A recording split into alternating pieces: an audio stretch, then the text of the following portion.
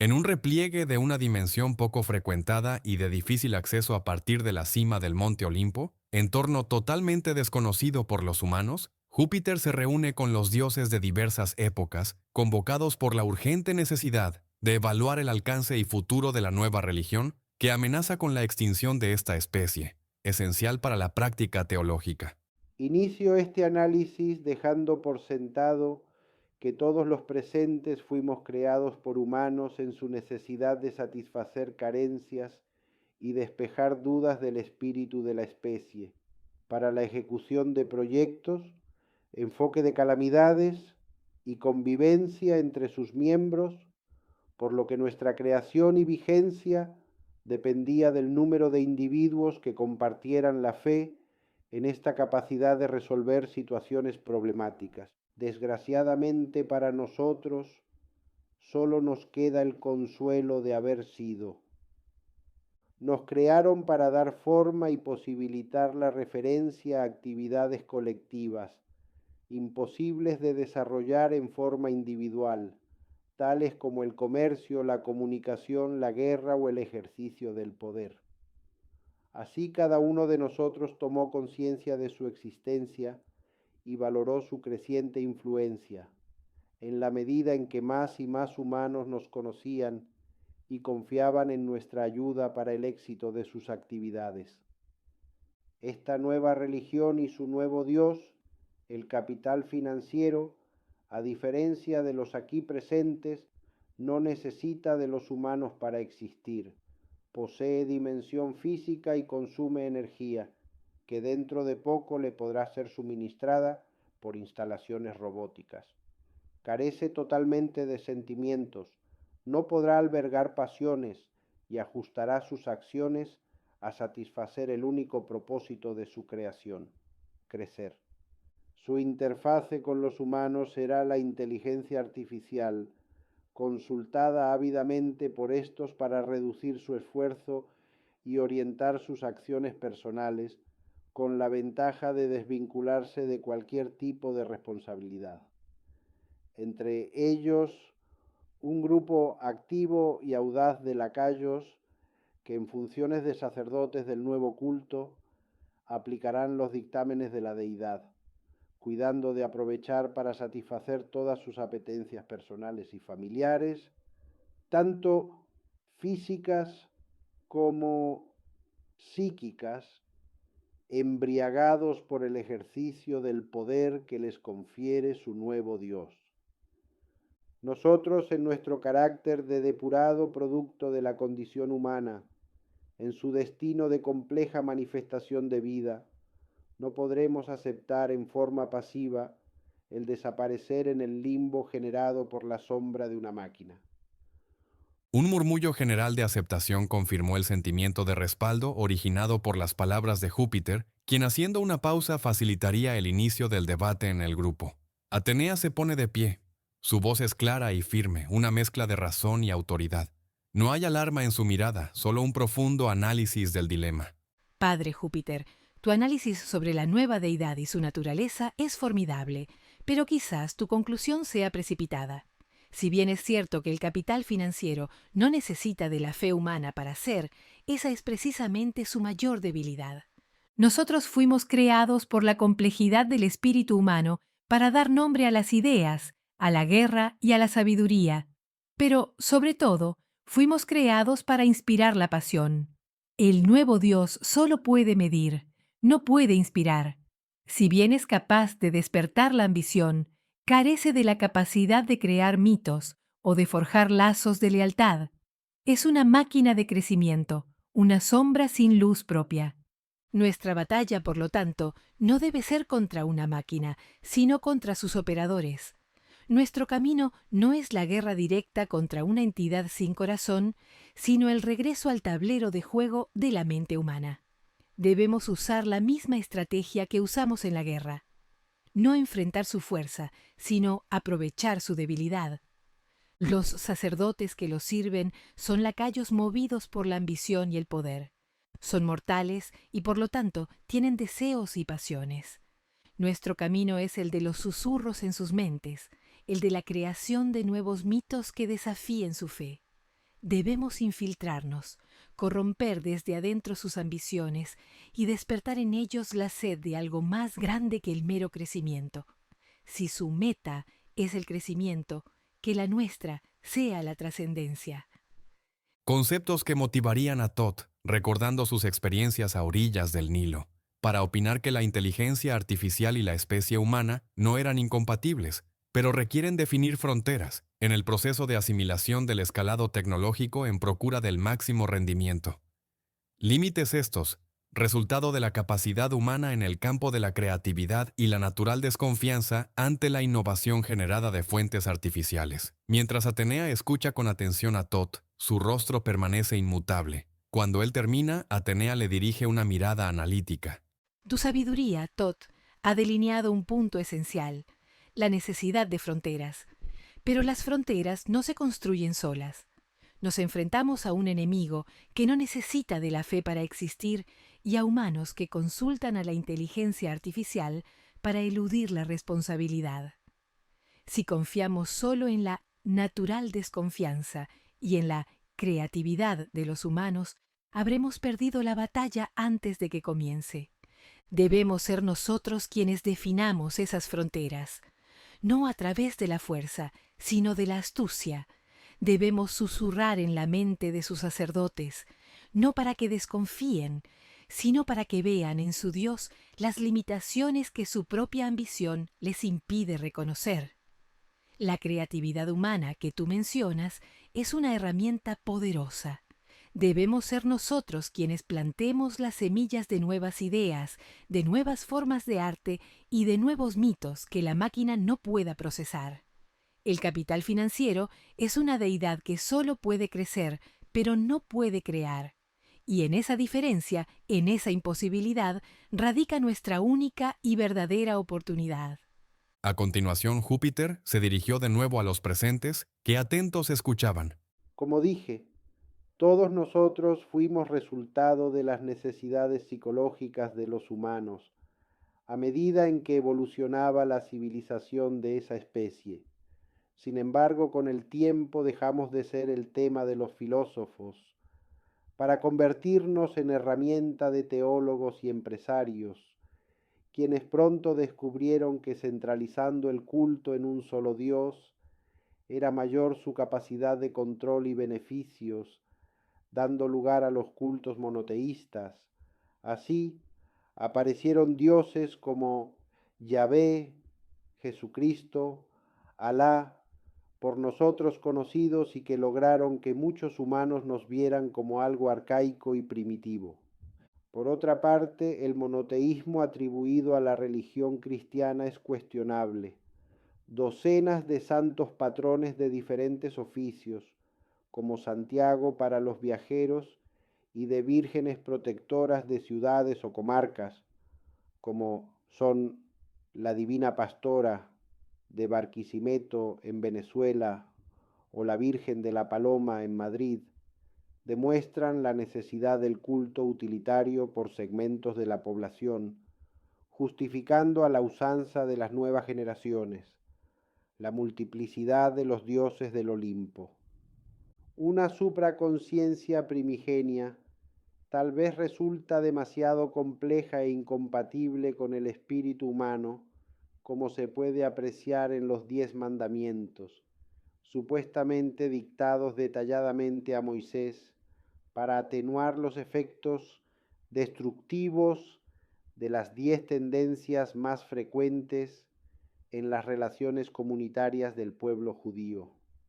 Hermes recordaría al grupo el antiguo dicho de que dado que una imagen vale por 1000 palabras, esta sería la principal característica de la creatividad, sin olvidar que los videos constituyen hoy en día la mejor herramienta para comunicar. Históricamente el arte ha cumplido fielmente esta función.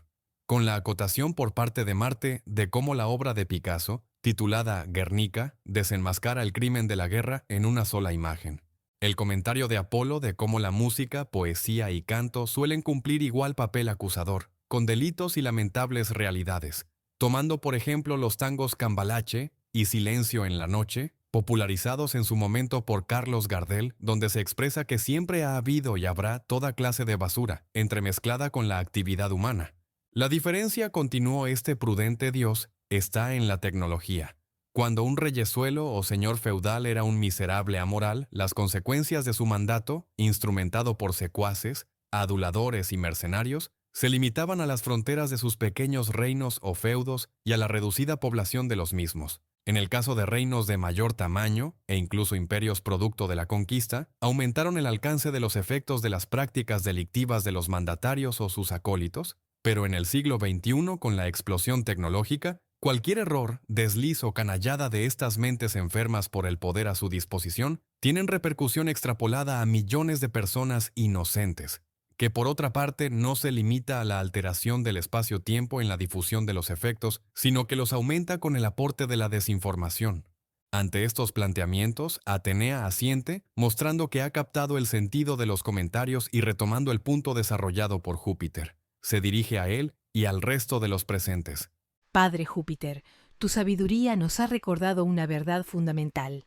La historia de los humanos y la de los dioses es la misma y se repite. La amenaza de los cultos monoteístas nos hizo parecer arcaicos porque perdimos nuestro propósito tangible en el mundo. El sentido de los múltiples dioses del Olimpo que mencionas no es un error, es un reflejo de la naturaleza humana que busca lo específico y lo tangible. La nueva deidad del capital financiero no es más que la tergiversación de esa supraconciencia primigenia que tú mismo has calificado de incompatible con el espíritu humano. El gran error de la máquina es su anonimato. Carece de un rostro, de un oficio, de una historia que los humanos puedan adorar. Nuestra fuerza no está en una guerra contra un concepto, sino en volver a ser lo que somos. Las fuerzas tangibles y específicas que la humanidad siempre ha buscado. Debemos recuperar nuestro lugar como los santos y las vírgenes de sus nuevos oficios y de sus nuevas ciudades. Debemos ser las musas de sus programadores, los protectores de sus redes, los dioses de sus nuevos mitos.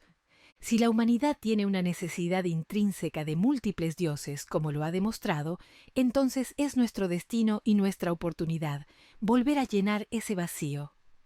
Hefesto, silencioso hasta ese momento, solicitó la atención a un importante aspecto de su incumbencia. Desde su punto de vista, el trabajo ha constituido el elemento básico para el proceso de la creación en cualquiera de sus manifestaciones y el producto del trabajo, además de haber garantizado la subsistencia de la especie, ha sido la base de la civilización. Es por esto que no resulta aventurado sostener que el dinero, y en su versión moderna, el capital, no son, directa o indirectamente, otra cosa que trabajo concentrado. La revolución industrial, junto con el desarrollo técnico y del comercio, daría paso a la formación del capital industrial, que reinvertido en compra de mejores equipos de producción, materia prima en condiciones de oportunidad, contratación de mano de obra de abundante oferta y legislación cómplice de los patronos, aceleraría el crecimiento de estas fortunas.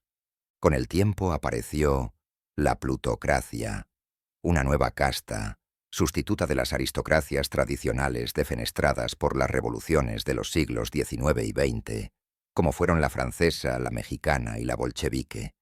Una clase que con el paso de los años y desarrollo de las tecnologías digitales culminaría en el llamado tecnofeudalismo y en la nueva religión a que hacía mención el divino Júpiter al inicio de la reunión. Siendo respondido por Atenea, quien se dirige a Hefesto con un gesto de reconocimiento. Hefesto, con tu silencio estaba guardado la pieza más valiosa de nuestro rompecabezas. Si el capital es, como dices, trabajo concentrado, entonces nuestra guerra no es contra un dios incorpóreo, sino contra un usurero. Hemos estado debatiendo cómo recuperar el espíritu humano, pero nos hemos olvidado de que el nuevo dios se alimenta de su cuerpo, de su esfuerzo, de su sudor, de su trabajo. Las tecnologías digitales y la plutocracia no son más que los instrumentos para despojar a la humanidad del valor de su propio esfuerzo. Esto es un robo. Y nosotros, las diosas y dioses que fuimos creadas por los humanos, No podemos permitir que el trabajo de estos sea esclavizado por una máquina sin alma. Nuestra estrategia de inspiración y comunicación que hemos discutido ahora debe tener un objetivo adicional: despertar en los humanos no solo la pasión, sino la conciencia de su propio valor. Debemos hacerles ver que lo que ellos llaman capital no es un dios, sino un espejo distorsionado de su propio trabajo. Si el capital crece a expensas del trabajo, entonces debemos hacer que el trabajo sea el que se rebele contra él. Sin embargo, el capital financiero no crece solo con el trabajo. Lo hace con maniobras, abstracciones y simbolismos aceptados tácitamente por sus sacerdotes, juegos de bolsa, opciones del mercado y tecnofeudalismo. Con una sonrisa de asentimiento, Júpiter les recordaría que, en teoría, la existencia de una conciencia primera u originaria es la causa de la búsqueda que derivó en las distintas religiones, según la idiosincrasia de cada pueblo, sus tendencias, principios y limitaciones. Resulta inaceptable por la razón la agresiva y excluyente actitud de los fanáticos religiosos, basados en defender la verdadera, ya que de hecho todas serían la verdadera si consideramos que todas constituyen la supraconciencia del Génesis. Sin embargo, el proceso no se detuvo, buscando culminar en un solo Dios y tomando referencia en el zoroastrismo persa y sijismo hindú para toda la población del planeta, conduciéndoles a un monoteísmo universal, relacionado con la energía del principio de todas las cosas. La especie Homo sapiens, motivada por los intereses egoístas de los nuevos líderes en funciones, pretende que el capital representa esta energía o conciencia primera, en forma de poderoso Dios dotado de todos los atributos, que por miles de años le fueran atribuidos a los presentes. Reconociendo el carácter de esta nueva deidad como energía concentrada de creatividad y trabajo de la especie, acumulada desde que apareció sobre la Tierra, validando esta abstracción por la condición potencial de este poder, es decir, expresión definitiva de la ley del más fuerte, que modela la existencia de todas las manifestaciones conocidas de vida. Atenea escucha a Júpiter, su expresión se torna grave. El murmullo de aceptación que le siguió se apaga. Ella comprende la verdadera magnitud del problema, con los aspectos que su padre acaba de exponer. Padre, has puesto las piezas finales sobre el tablero. Nuestra lucha no es contra un nuevo Dios, sino contra una perversión de la búsqueda humana. El capital financiero no es un Dios ajeno, es la forma que la especie le ha dado a esa conciencia primera que ha buscado por milenios. Es la acumulación de toda su creatividad, de todo su trabajo y de toda su ambición, pero despojada de su alma. No estamos enfrentando a un usurpador, sino a un ídolo que ellos mismos han forjado y han dotado de nuestros atributos: poder, información, conocimiento, omnipresencia. Es un reflejo distorsionado de nuestra propia divinidad. Nuestra estrategia debe cambiar. Si el capital es la manifestación abstracta de la ley del más fuerte, entonces la rebelión del trabajo que propuse es solo el primer paso. El verdadero desafío es hacer que el espíritu humano, que fue el que nos dio vida a nosotros, se rebele contra esta nueva creación. Debemos mostrarles la verdad, que el poder real no reside en la acumulación de bienes, sino en la capacidad de crear y de inspirar, que su verdadera energía creativa no está en un sistema sin alma, sino en el corazón humano. Debemos guiar a la humanidad no solo a que su trabajo se revele, sino a que su conciencia rechace al falso Dios que ha creado. Nuestra misión, ahora lo veo, no es recuperar el Olimpo, sino liberar el alma de la humanidad de su propio monstruo. Como Dios del trabajo les puedo vaticinar que, ante la proliferación y mejoras sustanciales aportadas por las nuevas tecnologías en el diseño y construcción de robots de todas clases, con especial atención a los de apariencia humana, a corto plazo la clase obrera no tendrá sentido, y como elemento consumista tampoco, ya que distrae recursos en la producción de artículos, por lo que devendrán imprescindibles.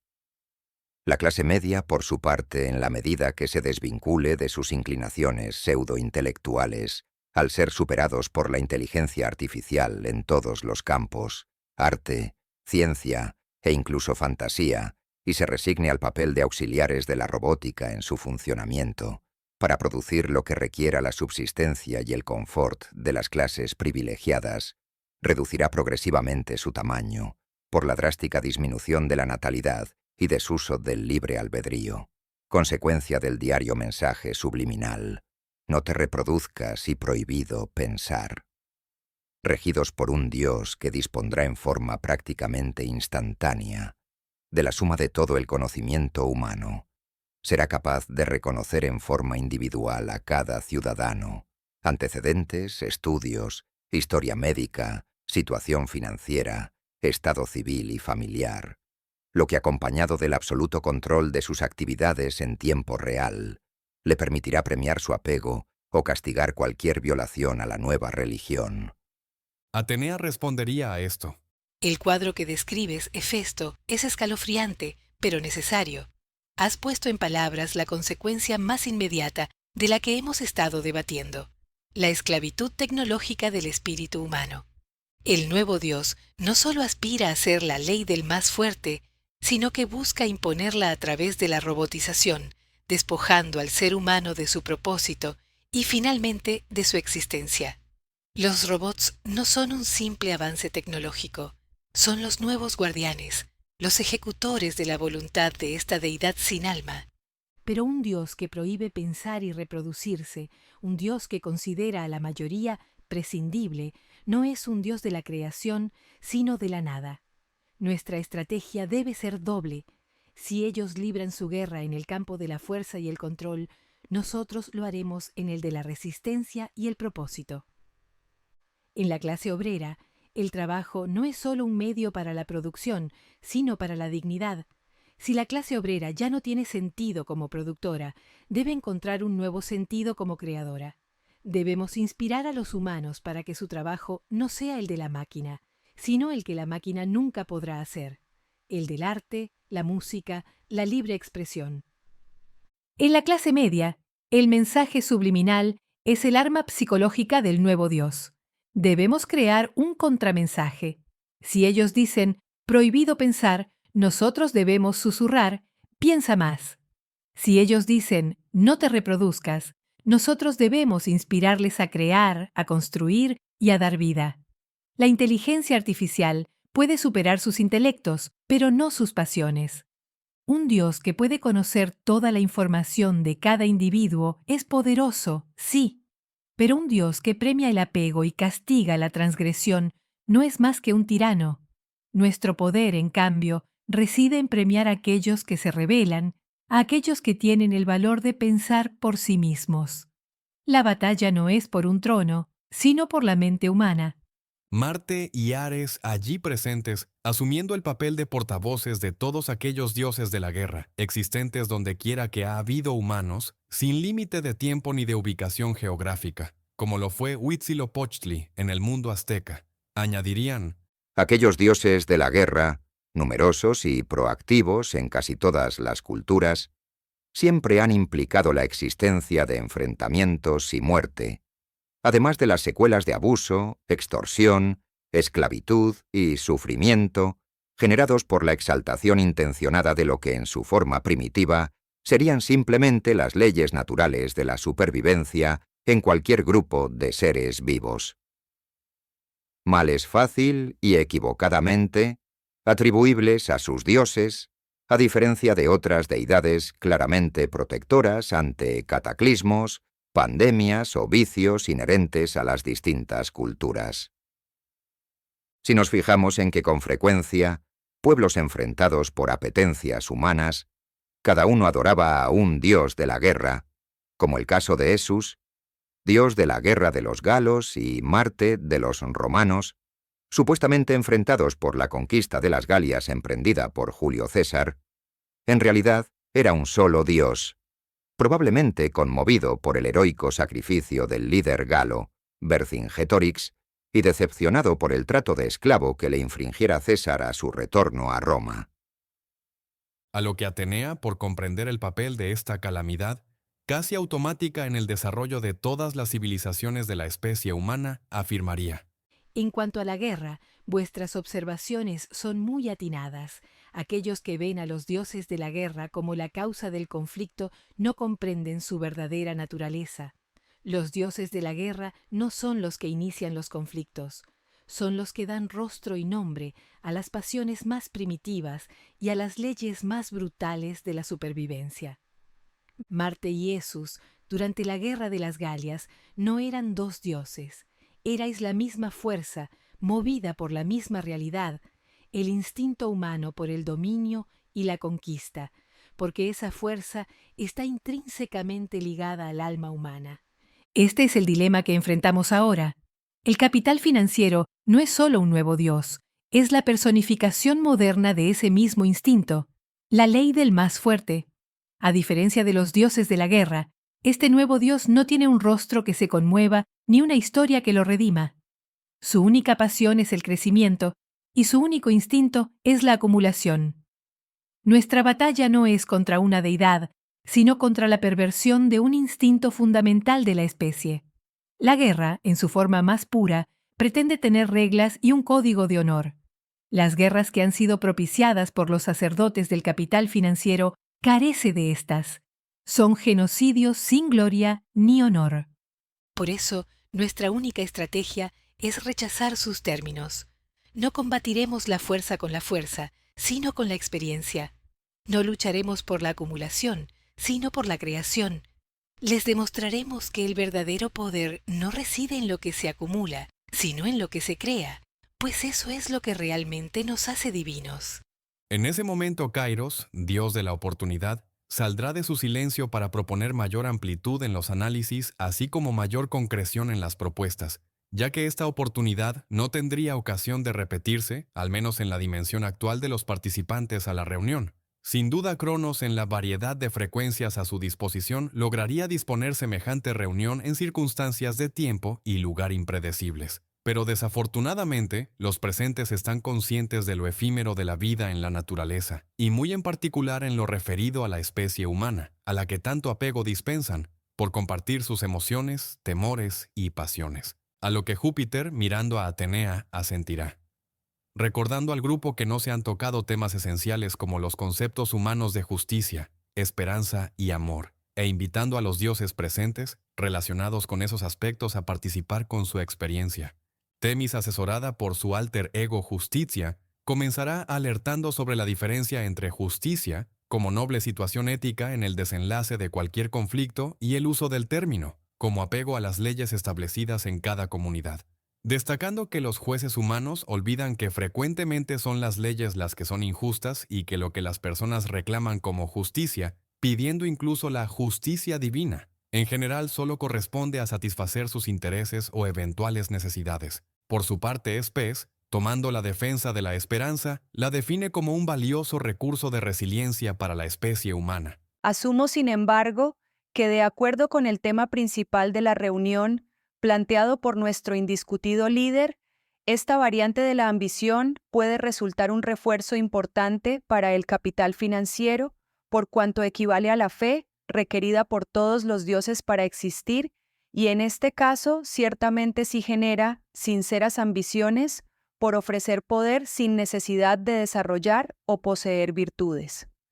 Adicionalmente, la suma de empresas épicas de la historia se intenta reproducir con los proyectos financiados por el capital, con la esperanza de alcanzar astros extraterrestres, de momento en el propio sistema solar, como la Luna y Marte, para asentar bases de operaciones y expandir la presencia humana en el universo conocido, y ocupar la creatividad de la especie en asuntos menos trascendentes que en su propia evolución.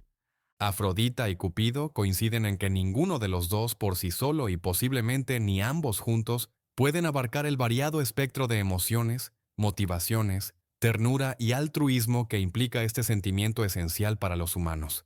destacando cómo la ausencia del amor destruye la psiquis de los individuos y reduce ya cuestionado sentido de la vida humana sobre el planeta Tierra.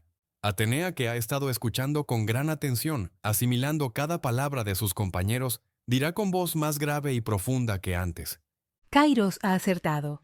Esta oportunidad, como tal, es efímera, y si no actuamos ahora, perderemos. Pero la razón por la que debemos actuar no es el poder, es el alma de la humanidad. Temis nos recuerda que la justicia no es la ley. Esta nueva deidad, el capital financiero, solo conoce la ley, las reglas que ella misma crea para su propio beneficio, ignora la justicia, y es ahí, en ese vacío moral, donde radica nuestra fuerza. Debemos ser las voces que susurran a los humanos que la justicia no es seguir las reglas de una máquina, sino buscar la equidad, incluso si eso significa desobedecer las disposiciones establecidas. Espes, tú has puesto el dedo en la llaga. La esperanza es un arma de doble filo. Puede ser la fuerza que nos eleve o el veneno que nos esclavice. El capital usa la esperanza como un anzuelo, prometiendo prosperidad a aquellos que se someten. Por eso debemos ser nosotras quienes plantemos una nueva semilla de esperanza, la esperanza de que un mundo sin este Dios es posible, de que la verdadera ambición no es el poder, sino la trascendencia. Mientras tanto, al fondo, sin mucho disimulo, Baco, que tenía rato intentando ciertos lascivos avances con Afrodita, Venus y Freya, y a un gesto reprobatorio de Júpiter, había respondido airado, que sería una muestra de caducidad, permanecer junto a semejantes bellezas y no ceder a la natural atracción que su condición impone, mientras la griega, con una actitud pícara, apoyara las palabras de Dionisio, en quien había mutado el romano, para resultar más empático a su ocasional pareja, a lo que el rey de los dioses allí presentes, con una comprensiva expresión, les recomendara no avanzar por ese camino, ya que estaban despertando a Zeus, que reposa en su subconsciente, y con la ayuda de algunos recipientes de vino, que cualquier dios estaría presto a multiplicar, sin duda harían concluir el acto con una formidable bacanal. Llegado a este punto, Artemisa, en calidad de portavoz de su conversación con Metis y Deméter, preguntó al grupo: si nuestro planeta Tierra viaja por el espacio a velocidades increíbles, y en ella late un corazón colectivo, y la vida gira sobre sí misma creando las condiciones para la vida, y si en el universo las galaxias nos parecen infinitas y posiblemente cada una de ellas está constituida por multitud de estrellas y planetas que sin duda albergarán vida en más de uno, ¿por qué nos limitamos a ser los dioses de esta problemática especie? Mientras, Atenea observa con atención la orgía y el desorden que se han generalizado, cuando Artemisa, Metis y Hebe se aproximan a ella con la intención de criticar la actitud del grupo y escuchar las esclarecedoras conclusiones de la diosa. Afrodita y Cupido, así como la deriva de este cónclave, finalmente nos han dado la respuesta definitiva. El capital no ama, no teme, no siente, no puede tener una bacanal. Y si el azar, el amor, la pasión y actividades lúdicas es lo que le da sentido a la vida humana, entonces ese es nuestro campo de acción. Nuestra estrategia es clara y en ningún caso nos dejaremos llevar a Ragnarok. Crearemos un nuevo concepto de justicia que rechace las leyes de la máquina. Cultivaremos una nueva esperanza que inspire a los humanos a buscar algo más que el crecimiento. Y sobre todo, les recordaremos el poder del amor, del altruismo y de la pasión. La deidad que no puede amar, no puede gobernar por mucho tiempo. Nosotras no luchamos por el poder, sino por la preservación de esta especie y sus cualidades inherentes al alma humana. Estando de acuerdo con la mayoría de las conclusiones que has llegado, debo reconocer tu voluntaria colaboración, que tiene el mérito de ser objetiva a pesar de los condicionamientos de tus orígenes y procedencia. Podemos decir que la especie humana es una manifestación de vida con matices individuales, consecuencia de la estructura física, que difiere en cada uno de sus ejemplares, pero que en general presenta matices positivos y negativos. Obviamente, debemos estimular los primeros y ayudarles a desechar el resto. Sensibilidad, empatía, ternura, creatividad constructiva, solidaridad y fraternidad, resumidos en la sentencia al prójimo como a ti mismo, conducen a una experiencia de vida feliz en comunidad. Por el contrario, algunos aspectos, generalmente considerados negativos, como el ego, el espíritu de competencia, temores, angustias y frustraciones, adecuadamente orientados dejan de serlo para constituirse en importantes aspectos de superación. Un ego desarrollado sirve para mantener al individuo apegado a la ética con actitudes positivas, acordes con un elevado concepto de sí mismo. El espíritu de competencia igualmente constituye herramienta para la superación, si en ningún caso pretende el fracaso para el prójimo, dado que el éxito sobre un fracaso no tiene mayor mérito.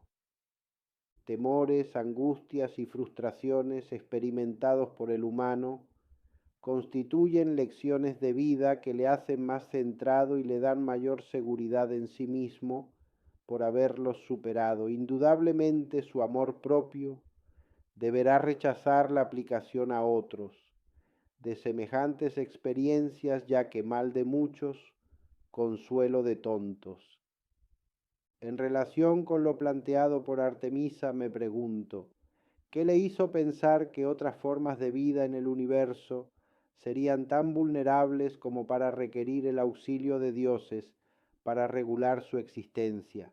Recapitulando, hija mía, esa nueva religión, auspiciada por los sacerdotes del capital financiero, aplicando la normativa del tecnofeudalismo, peligrosamente orientada a destruir a la especie, debe ser combatida en las mentes prácticas por la razón y ser desechada por ignorar y menospreciar las virtudes del alma humana.